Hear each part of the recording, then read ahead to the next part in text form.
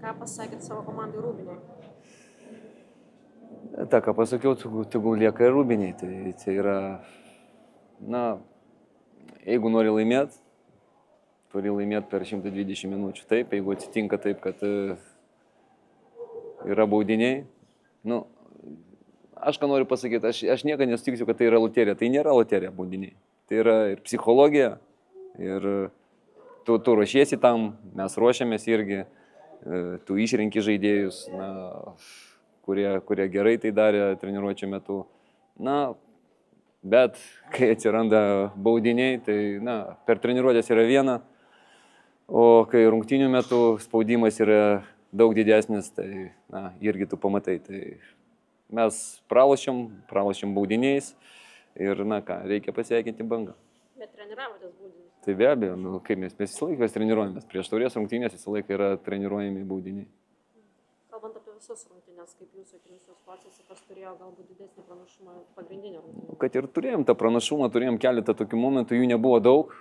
Buvo keletą aštrių, bet ir Banga turėjo savo keletą tokių momentų. Iš tikrųjų tikrai nebuvo lengva žaisti, nes komanda gerai, Banga gana gerai gynėsi ir daug tų erdvių uždarė, tai turėjom daug problemų pozicinėme žaidime, na, tų momentų ir nebuvo. Buvo žaidėjų, kurie tikrai skaudžiai priėmė ir verkė ant žolės, kaip jiems, ar tas buvo įtikėjimas, kad visgi būtent šiandien gali tas būti pirmas trofėjas? Nu, tas tikėjimas buvo pas visus, na, ir pas mane buvo tas pats tikėjimas. Ir žinot, kaip bebūtų, na, Banga toks varžovas, kuriuos mes gana visą laiką įveikiam, dažnai įveikiam. Ir, na, žinot, faktas, kad tu tikėsi. Na, aš tikrai nemačiau, kad mes būtume neįvertinę varžovo. Aš manau, kad buvo geros rungtynės, gana kovingos rungtynės ir tikrai to nemačiau ir to negalėčiau pasakyti, kad vyrai nenorėjo, vyrai nesistengė, vyrai tikrai stengiasi. Bet, na, turbūt nesukūrėme tiek, kad, na, laimėtas rungtynės. Kalbėjote apie psichologiją, kad labai svarbu psichologija, buvo daug Bangos ir galių, ar buvo papildomai koja pakišta galbūt iš tos pusės? Žinot, visą laiką smagu, kai komanda turi savo sirgalius, mes jų neturime. Tai mes jų, mūsų sirgaliai kas, na, tėvai, mamos, ten, giminės, draugai, keletą. Mes neturim sirgalių bazės, faktas tai yra, na, vis tiek yra didelė paspirtis, kai komanda turi tiek sirgalių, na, jie turėjo daug, na, sakykime, turėjo 12 žaidėjų, tai aš manau, jie jautė juos, na, ir manau, kad gali būti, kad jiem padėjo. Būtent trofėjai padėtų tikriausiai klubui ir sukurtam bazę.